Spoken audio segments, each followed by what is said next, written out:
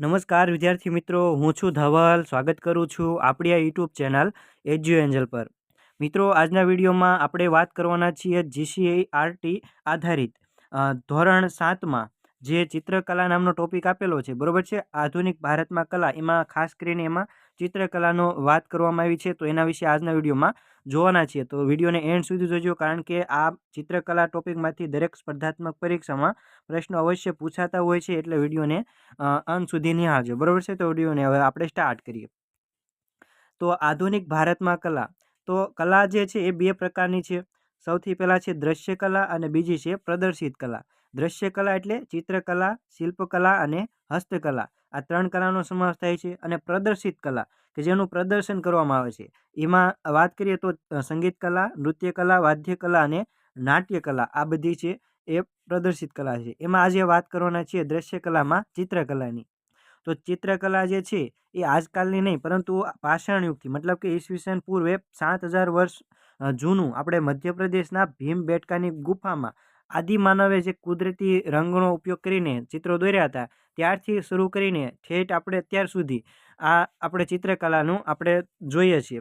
ત્યારબાદ ઈસવીસન પૂર્વે 2000માં પણ મહારાષ્ટ્રની નરસિંહગઢની ગુફામાંથી આપણને ચિત્રો જોવા મળે છે. અને ભારતમાં સૌથી પહેલો ચિત્રકલાનો પુરાવો આપણને આ મધ્યપ્રદેશની ભીમબેટકાની ગુફા ખાતેથી જ મળેલો હતો. ત્યારબાદ છે આ ચિત્રકલા છે એના કેન્દ્ર સ્થાને શું હોય છે, તો પ્રકૃતિ અને ધર્મ હોય છે. ત્યારબાદ આગળ જતાં એ માનવ અને સમાજ વિશે ચિત્રો દોરવાના શરૂ થયા. સૌથી પહેલાં પ્રાચીન સમયમાં પ્રકૃતિ અને ધર્મ આધારિત ચિત્રો દોરાતા હતા. ત્યારબાદ છે કલાનું શિક્ષણ આ તક્ષશિલા અને નાલંદા જેવી વિદ્યાપીઠમાં અપાતું હતું. અને કલાશાળાની સ્થાપના કોણે કરી હતી? પ્રાગમલજીએ ભુજ ખાતે 1877-78માં કરેલી. ત્યારબાદ છે કલા ભવન જે છે એ વડોદરામાં મહારાજા સયાજીરાવ ગાયકવાડે 1890માં સ્થાપેલું. કલાશાળા અમદાવાદમાં જે કલાશાળા આવેલી છે એ શેઠ CN વિદ્યાલય ખાતે આવેલી છે. 1951માં તેની સ્થાપના થયેલી. એના પ્રથમ આચાર્ય જે છે એ રસિકલાલ પરીખ, અને આને જે છે અભ્યાસક્રમ શેનો હતો? ડ્રોઈંગ ટીચર સર્ટિફિકેટનો અભ્યાસક્રમ આમાં આવતો હતો. ત્યારબાદ છે મહાકલા વિદ્યાલયમાં આનું રૂપાંતરણ 1960માં થયેલું. આ હવે ચિત્રકલાનો સુવર્ણ યુગ કયા યુગને કહેવામાં આવે છે? તો ગુપ્ત કાળને કહેવામાં આવે છે. અને આ જ કાળમાં અજંતા ઇલોરાની જે ગુફા છે એના ચિત્રો દોરાવાના શરૂ થયા હતા. અજંતા ઇલોરાની ગુફામાં અજંતાની ગુફા નંબર 1, 9 અને 10 આ ચિત્રો જે છે એ ફેમસ છે. એમાં ગુફા નંબર 1માં આપણને પદ્મપાણીનું ચિત્ર જોવા મળે છે. ત્યારબાદ આગળ વાત કરીએ તો બાદામીની ગુફા કર્ણાટક, કાંચીપુરમ, સીતાના વાસલની ગુફા તમિલનાડુ, આ ગુફાઓમાં પણ આપણને ચિત્રો જોવા મળે છે.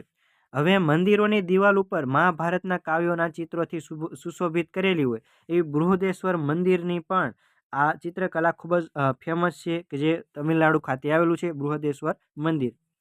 ચિત્રશાળાની સ્થાપના જહાંગીરે કરી હતી. હવે અર્ધ પાશ્ચાત્ય શૈલીની ચિત્રકલા, મતલબ કે થોડો આપણને વિદેશી શૈલીનો પણ પ્રભાવ જોવા મળે એવી ચિત્રશૈલીની શરૂઆત 1750 બાદ થયેલી છે. જેમાં શેખ જિયાઉદ્દીને પક્ષી અધ્યયનના ચિત્રો દોર્યા હતા. એ કોના માટે દોર્યા હતા? લેડી ઇમ્પે માટે દોર્યા હતા. ત્યારબાદ છે ગુલામ અલી ખાએ વ્યક્તિગત ચિત્રો દોર્યા હતા. કોના માટે? વિલિયમ ફ્રેઝર અને કર્નલ સ્કિનર માટે. ત્યારબાદ છે ચિત્રકલામાં મહાન નામ કોનું છે? રાજા રવિવર્માનું. કોનું છે? રાજા રવિવર્માનું મહાન નામ આ ક્ષેત્રે છે, ચિત્રકલા ક્ષેત્રે છે, કે જેમનો જન્મ ત્રાવણકોર કર્ણાટક ખાતે થયેલો છે. આ રાજા રવિવર્માએ દેવી સરસ્વતીનું ચિત્ર દોરેલું છે. ખાસ યાદ રાખજો, દેવી સરસ્વતીનું ચિત્ર કોણે દોર્યું છે? તો રાજા રવિવર્માએ.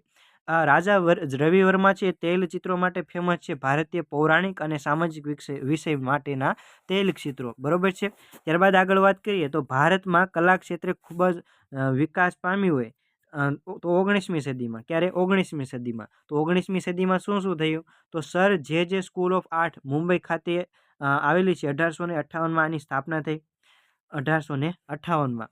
ત્યારબાદ છે કલા ભવન, એ વડોદરામાં 1890માં સ્થપાણી, સયાજીરાવ ગાયકવાડે સ્થાપી. ત્યારબાદ છે શાંતિ નિકેતન સંસ્થાની સ્થાપના 1901માં. કલાના ઉત્તમ નમૂનાઓનું સર્જન આ શાંતિ નિકેતન ખાતે થયું. કલા સંઘની સ્થાપના SH રઝા અને SK બાકરે કરી 1948માં, જેનું નેતૃત્વ ફ્રાન્સિસ ન્યુઝન સુઝાએ કરેલું. મદ્રાસ સ્કૂલ ઓફ આર્ટ્સની રચના ચેન્નઈ ખાતે કરવામાં આવી, કે જેની સ્થાપના એસ.કે. પાણીકર અને દેવી પ્રસાદ રોય દ્વારા કરવામાં આવેલી. આધુનિક ભારતીય ચિત્રોનો વિશાળ સંગ્રહ છે એ National Gallery of Modern Art, કે જે ક્યાં આવેલી છે? દિલ્હી ખાતે આવેલી છે. આ એનો સંગ્રહ આપણે આ નેશનલ ગેલેરી ખાતે કરેલો છે. ચિત્રશૈલી આપણને અલગ અલગ ટાઈપની જોવા મળે, જેમાં ગુફામાં ચિત્ર દોરાતા હોય, શિલા એટલે કે પથ્થર, રોક પેઇન્ટિંગ, હિન્દુ બૌદ્ધ જૈન ચિત્રશૈલી હોય, લઘુ ચિત્રશૈલી કે જે હાથેથી જે લખાણા હોય ગ્રંથો, એમાં આપણને આ લઘુ ચિત્રશૈલી જોવા મળે. કાપડ ચિત્રશૈલી, બરોબર છે. આ લેટેસ્ટ આધુનિક આપણે જોઈ તો ઓઇલ પેઇન્ટિંગ, સ્પ્રે પેઇન્ટિંગ અને કેનવાસ પેઇન્ટિંગ એ મલ્ટી કલર ડાયમેન્શનનો ઉપયોગ કરીને દોરવામાં આવતી હોય છે.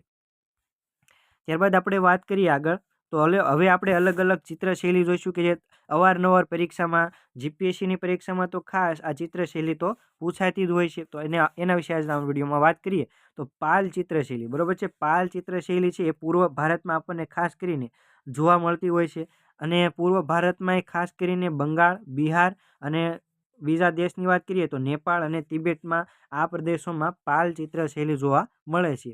અને આનો મુખ્ય વિષય છે એ મહાયાન સંપ્રદાય, મતલબ કે બૌદ્ધ ધર્મને આ કેન્દ્ર સ્થાને રાખીને આ ચિત્રશૈલી ચિત્રો દોરવામાં આવતા હોય છે. આમાં બૌદ્ધ જાતક કથાઓ, બોધિસત્વના ચિત્રો દોરવાના હોય છે. લઘુ ચિત્ર પ્રકારના પણ આમાં ચિત્રો દોરવાના હોય છે. અમુક આમાં હિન્દુ બ્રાહ્મણ હસ્તપ્રતો પણ આપણને મળી આવે છે. ત્યારબાદ છે જૈન ચિત્રશૈલી. આ આપણા ગુજરાત, રાજસ્થાન અને માળવાના પ્રદેશમાં જોવા મળે છે.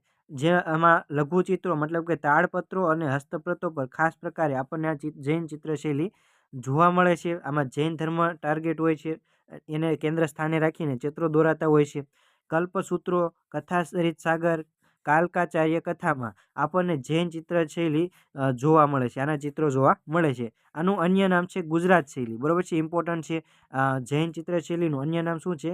ગુજરાત શૈલી છે. કારણ કે આપણે વિશેષ ગુજરાતમાં આ શૈલીના ચિત્રો જોવા મળતા હોય છે, એટલે આપણે એને ગુજરાત શૈલી કહીએ છીએ. ત્યારબાદ છે રાજપૂત શૈલી. રાજપૂત શૈલી એ રાજસ્થાન, મધ્યપ્રદેશના રાજપૂતો દ્વારા દોરવામાં આવતી હોય છે. એના વિશે દોરવામાં આવતા, એના વિષયને લગતા દોરવામાં આવતા હોય છે, રાજપૂતોને લગતા. એટલે આને રાજપૂત ચિત્ર શૈલી કહેવામાં આવે છે. લઘુ ચિત્ર અને ભેદ ચિત્રો પણ આમાં રાજપૂત ચિત્રોમાં જોવા મળે છે. રાજપૂત રાજાનું જીવન, પહેરવેશ અને ઉત્સવોને લગતું આમાં રાજપૂત ચિત્રશૈલીમાં જોવા મળતું હોય છે. આમાં મોસ્ટ ઇમ્પોર્ટન્ટ છે કે ભાઈ રાજા કૃષ્ણ ભક્તિ અને રાસલીલા અને રાજસ્થાની લોકજીવન આમાં કેન્દ્ર સ્થાને હોય છે. અન્ય નામ શું હોય છે આનું? રાજસ્થાની શૈલી, કારણ કે રાજસ્થાનમાં રાજપૂતોની, બરોબર છે, વધારે વસ્તી, અને ત્યાં આગળ રાજપૂતોનો રાજા થઈ ગયા, એટલે અને રાજસ્થાની શૈલી કહેવામાં આવે છે. એમાં ખાસ કરીને બિકાનેર, જોધપુર, બુંદી અને કિશનગઢ ખાતે આપણને રાજપૂત શૈલી જોવા મળે છે. મુઘલ શૈલી. મુઘલ શૈલી છે એ ભારતીય અને ઈરાની શૈલીનું મિશ્રણ કહી શકાય, કારણ કે ઈરાની એટલે કે જે મુસલમાનો છે, ઈરાન સાઈડથી આવેલા, એનો પણ પ્રભાવ આ મુઘલ શૈલીમાં જોવા મળે, એટલે ભારતીય પ્લસ ઈરાનીનું મિશ્રણ આમાં જોવા મળે છે. અકબરના સમયમાં ગ્રંથચિત્રો, વ્યક્તિગત ચિત્રોની શરૂઆત થઈ. સર્વોચ્ચ શિખરે ક્યારે હતી મુઘલ શૈલી? તો જહાંગીરના સમયમાં હતી. એના દરબારમાં બે ફેમસ ચિત્રકાર હતા જહાંગીરના દરબારમાં, મંસૂર અને બિસનદાર, બરોબર છે. મંસૂર અને બિસનદાસ. એક દરબારી કલા છે આ મુઘલ શૈલી. એના કેન્દ્રમાં શાહી ઠાઠ છે. આમાં ચિત્રમાં શું શું જોવા મળે આપણને? તો પશુ પંખીના ચિત્રો, કુદરતી દ્રશ્યો, રાજદરબાર, યુદ્ધ, શિકાર, પ્રાણીઓની સાઠમારીના ચિત્રો આપણને આ મુઘલ શૈલીમાં જોવા મળે છે. હવે વાત કરીએ કાંગડા શૈલી. કાંગડા શૈલી છે એ હિમાલયના પહાડી પ્રદેશોમાં આપણને જોવા મળે છે. આ પહાડી પ્રદેશોમાં એમાં કેન્દ્રમાં શું હોય છે? શ્રી કૃષ્ણ ભક્તિ અને હિમાલયનું સૌંદર્ય. આગળ આપણે જોયું કે ભાઈ રાજસ્થાની શૈલીમાં પણ કૃષ્ણ ભક્તિ કેન્દ્રમાં હતી, તો કાંગડા શૈલીમાં પણ કૃષ્ણ ભક્તિ કેન્દ્રમાં છે, બરોબર છે. અને આમાં હિમાલયનું સૌંદર્ય પણ જોવા મળે છે. આ કાંગડા શૈલીના મહાન ચિત્રકાર કોણ છે? મહાન ચિત્રકાર તો મોલારામ છે. કોણ છે? મોલારામ છે, યાદ રાખજો. હવે વાત કરીએ અન્ય ચિત્રશૈલી. મિથિલા મધુબની ચિત્રશૈલી બિહારમાં આવેલી છે, ત્યાંની પ્રખ્યાત છે. કલમકારી શૈલી આંધ્રપ્રદેશ, પટ્ટ ચિત્રશૈલી ઓડિશા, ફાડ ચિત્રશૈલી રાજસ્થાન, પિઠોરા ગુજરાત, કાલીઘાટ પશ્ચિમ બંગાળ, ગોંડ ચિત્રશૈલી સંથાલ જનજાતિની ફેમસ છે. ત્યારબાદ છે વારલી ચિત્રકલા છે એ આપણા મહારાષ્ટ્ર અને ગુજરાતની બોર્ડર ઉપર આ મહારાષ્ટ્રની જનજાતિ દોરતી હોય છે વારલી ચિત્રકલા. હવે વાત કરીએ નોંધપાત્ર ચિત્રકારો ભારતના અને ગુજરાતના. ભારતમાં નંદલાલ બોઝ, જયમિની રોય, દેવીપ્રસાદ રોય ચૌધરી, કુમારી અમૃતા શેરગિલ, એમ.એચ. રોય બેન્દ્રે, જગન્નાથ અહિવાસી, ત્યાર પછી અંજલિ ઇલા મેનન અને રવિન્દ્રનાથ ટાગોર આ ફેમસ ભારતના ચિત્રકારો છે.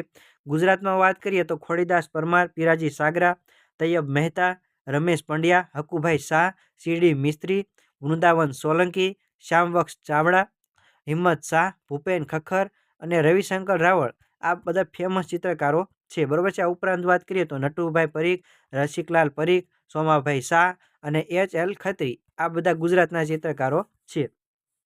હવે આપણે ઇમ્પોર્ટન્ટ 4-5 ચિત્રકાર છે એની વાત કરીએ તો સૌથી પહેલાં વાત કરીએ કલાગુરુ રવિશંકર રાવળની. કલાગુરુ રવિશંકર રાવળે બિલ્વ મંડળ નામનું ચિત્ર દોર્યું છે. કયું છે? બિલ્વ મંડળ નામનું ચિત્ર દોર્યું છે રવિશંકર રાવળે. અને આ જે છે એ બોમ્બે આર્ટ સોસાયટીમાં પ્રદર્શન થનારું સૌ પ્રથમ એવા ગુજરાતી કલાકાર હતા કે જેને બોમ્બે આર્ટ સોસાયટીમાં પ્રદર્શનમાં આ ચિત્ર પ્રદર્શિત કરવા મળ્યું અને એને એમાંય પણ ગોલ્ડ મેડલ જીત્યો. બરોબર છે. અને આ બિલ્વ મંડળ ચિત્ર છે રાજપૂત શૈલીનું છે. આ કલાગુરુ રવિશંકર રાવળ છે તેમણે કુમાર નામનું માસિક પ્રારંભ કર્યું હતું અને ગુજરાત કલા સંઘની પણ કલાગુરુ રવિશંકર રાવળે શરૂઆત કરેલી. આ ગુજરાત કલા સંઘમાં યુવાનોને મફતમાં ચિત્રની તાલીમ આપવામાં આવતી હતી. 12 માર્ચ 1922માં અમદાવાદની કોર્ટ એટલે કે હાલમાં શાહીબાગ સર્કિટ હાઉસ છે ત્યાં આગળ ગાંધીજી અને શંકરલાલ બેન્કરનો રાજદ્રોહનો આરોપ ચાલતો હતો. આ મુકદ્દમો ચાલતો હતો એનું લાઈવ ચિત્રાલેખન આ કલાગુરુ રવિશંકર રાવળે કરેલું. હવે વાત કરીએ રાજા રવિ વર્માની. તેમનો જન્મ કેરળ ખાતે થયો હતો, કેરળના કિલીમુનુર ખાતે. તેઓ રાજવી પરિવારથી બિલોંગ કરતા એટલે તેઓને રાજા આગળ નામ લાગે છે. બરોબર છે. રાજા રવિ વર્મા. તેમની ખાસિયત શું છે કે ભાઈ વાસ્તવદર્શી તેઓ ચિત્ર દોરે છે. વ્યક્તિ ચિત્રોમાં વિશેષ સિદ્ધિ છે તેમને. ભાવને બદલે તેઓ ટેકનિકને પ્રાધાન્ય આપે છે. એમના તેલ ચિત્રો ખાસ ફેમસ છે ધર્મગ્રંથો અને સંસ્કૃતિ સાહિત્યને લગતા. બરોબર છે. હવે એના ચિત્રોની વાત કરીએ તો વિરાટ દરબાર, રાજા રવિ વર્માના ચિત્રોની વાત કરીએ તો વિરાટ દરબાર, ગંગા અવતરણ, ઉર્વશી, શકુંતલા અને પોર્ટ્રેટ ઓફ લેડી નામના ચિત્રો તેમણે દોરેલા છે. લિથોગ્રાફી પ્રિન્ટિંગ પ્રેસની તેમણે શરૂઆત કરાવેલ છે મુંબઈમાં 1894માં. આ લિથોગ્રાફી પ્રિન્ટિંગ પ્રેસમાં હિન્દી દેવી દેવતાના જે ચિત્રો છે એ સાવ સસ્તી કિંમતે લોકોને ઉપલબ્ધ કરવામાં આવતા હતા. વડોદરાના મહારાજા સયાજીરાવ ગાયકવાડ અને ભાવનગરના રાજવીએ તેમને નિમંત્રણ આપીને તેમના દરબારમાં ચિત્રો દોરાવ્યા હતા. તેમના જે ચિત્રો છે રાજા રવિ વર્માના તે ચિત્રો હાલમાં ત્રિવેન્દ્રમ સંગ્રહાલય, ફતેહરાવ આર્ટ ગેલેરી વડોદરા અને ભાવનગર દરબારમાં ચિત્રો સંગ્રહાયેલા છે. બ્રિટિશ સરકારે તેમને કેસરે હિન્દની ઉપાધિ આપેલી. હવે વાત કરીએ રવિન્દ્રનાથ ટાગોરની. કવિવર રવિન્દ્રનાથ ટાગોર કે જેમને ગીતાંજલિ મહાકાવ્ય માટે નોબેલ પુરસ્કાર મળેલો હતો કે જેઓ એશિયાના પ્રથમ નોબેલ પ્રાઇઝ વિજેતા છે. પોતાની આગવી ચિત્રશૈલી તેમણે વિકસાવી હતી. આધુનિક ભારતીય ચિત્રકલાના તેઓ ભીષ્મ પિતામહ તરીકે ઓળખાય છે. ઇમ્પોર્ટન્ટ છે. આધુનિક ભારતીય ચિત્રકલાના ભીષ્મ પિતા તરીકે કોને ઓળખવામાં આવે છે? તો રવિન્દ્રનાથ ટાગોરને. 2000+ તેમને ચિત્રોનું સર્જન કરેલું છે. તેમના ચિત્રોમાં રેખાઓમાં ગતિ, રંગોમાં તાજગી અને નિરૂપણમાં ભાવાત્મકતા જોવા મળે છે. તેમના ચિત્રો સચવાય છે Shantiniketan, Rabindra Bhavan, National Gallery of Modern Art Delhi ખાતે તેમના ચિત્રો સંગ્રહાયેલા છે. ચિત્રકલાની પદ્ધતિસરની તાલીમ લીધી ન હોવા છતાં તેમની તીવ્ર સંવેદના અને અંતઃપ્રેરણાએ તેમની સર્જનાત્મકતાને પ્રેરણા આપી છે. અવનીન્દ્રનાથ ટાગોર. અવનીન્દ્રનાથ ટાગોર એ રવિન્દ્રનાથ ટાગોરના ભાઈ છે. એમણે જાપાનીઝ વોશ પદ્ધતિથી દોરેલા ચિત્રો. તમને એમ પૂછે કે ભાઈ જાપાનીઝ વોશ પદ્ધતિથી કોણે ચિત્રો દોરે છે? તો અવનીન્દ્રનાથ ટાગોર. આ ચિત્રોમાં તેમને વાતાવરણની ગહનતા અને પાત્રોમાં ભાવવાહિતાની ધબકતી દર્શાવી છે. અને બંગાળ સ્કૂલ ઓફ આર્ટના તેઓ સ્થાપક છે. એમની ચિત્ર ખાસ કરીને મોસ્ટ ઇમ્પોર્ટન્ટ ભારત માતાનું ચિત્ર રવિન્દ્રનાથ ટાગોર નહીં પરંતુ અવનીન્દ્રનાથ ટાગોર. કોણે? અવનીન્દ્રનાથ ટાગોરે દોરેલું છે ભારત માતાનું ચિત્ર. MCQ પ્રેક્ટિસ જોઈએ તો નીચેના પૈકી કઈ ગુફાઓ તમિલનાડુમાં આવેલી છે? તો તમિલનાડુમાં સીતાવાસલની ગુફા આવેલી છે? ઓપ્શન નંબર એ. અજંતા ઇલોરાની મહારાષ્ટ્રમાં આવેલી છે, બાદામીની કર્ણાટક અને ભીમબેટકાની મધ્યપ્રદેશ ખાતે આવેલી છે. બરોબર છે, એટલે આપણો જવાબ આવશે ઓપ્શન નંબર એ, સીતાના વસલની ગુફાઓ. નીચેના પૈકી કયો વિષય રાજપૂત શૈલી અને કાંગડા શૈલીમાં સમાનતા દર્શાવે છે? ઓપ્શન એ રાજસ્થાની લોકનૃત્ય, હિમાલયનું કુદરતી સૌંદર્ય, કૃષ્ણ ભક્તિ કે યુદ્ધના દ્રશ્યો. તો કૃષ્ણ ભક્તિ છે એ આપણને રાજપૂત શૈલી અને કાંગડા શૈલી આ બેમાં સમાન જોવા મળે છે. ત્યાર વચ્ચે નીચેના પૈકી કઈ શૈલી ભારતીય અને ઈરાની શૈલીના સમન્વયથી બનેલી છે? તો આપણને બધાને ખ્યાલ છે કે ભાઈ મુઘલ શૈલી છે એ ભારતીય અને ઈરાની શૈલીના મિશ્રણથી બનેલી છે. પાલ શૈલીના લઘુચિત્રો મુખ્યત્વે કયા સંપ્રદાયના છે? તો પાલ ચિત્રશૈલી છે એ બૌદ્ધ ધર્મને ટાર્ગેટ કરે છે. જૈનમાં જૈન ચિત્રશૈલી કે જેને આપણે ગુજરાતી શૈલી કહીએ છીએ. બરોબર છે, એટલે આમાં આવશે બૌદ્ધ ધર્મનું ટાર્ગેટ કરે છે પાલ શૈલી, એટલે ઓપ્શન નંબર બી આવશે. કાંગડા શૈલીનો શ્રેષ્ઠ કલાકાર કોણ છે? આપણે જોયું ને કે ભાઈ મોલારામ છે એ કાંગડા શૈલીનો શ્રેષ્ઠ કલાકાર છે. કાલીઘાટ ચિત્ર શૈલી પશ્ચિમ બંગાળમાં જોવા મળે છે, તો કલમકારી ક્યાં જોવા મળે છે? તો આંધ્રપ્રદેશ ખાતે જોવા મળે છે. ત્યારબાદ છે પાલ ચિત્રશૈલી મુખ્યત્વે ક્યાં જોવા મળે છે? તો પાલ ચિત્રશૈલી આપણને પૂર્વ ભારતમાં જોવા મળે છે. બિહાર હોય, બંગાળ હોય, નેપાળ હોય, ભૂતાન હોય, આ ક્ષેત્રમાં એટલે કે પૂર્વ ભારતમાં આપણને પાલ ચિત્રશૈલી જોવા મળે છે. હવે જોડકા જોડો. દેવી સરસ્વતીનું ચિત્ર કોણે દોર્યું છે? તો રાજા રવિ વર્માએ દોર્યું છે. ત્યારબાદ છે બિલ્વ મંડળ છે એ રવિશંકર રાવળ દોર્યું છે. અને ભારત માતાનું ચિત્ર અવનિન્દ્રનાથ ટાગોરે દોર્યું, નહીં કે રવિન્દ્રનાથ ટાગોર. એટલે કે પહેલામાં ડી, પહેલામાં સી આમાં છે, આ બેમાં નથી એટલે આ બે નીકળી જશે. પછી બીજામાં ડી બેમાં છે. ત્રીજામાં બી આમાં છે, એટલે ઓપ્શન નંબર બી આપણો રાઈટ આન્સર બનશે, ઓપ્શન નંબર બી.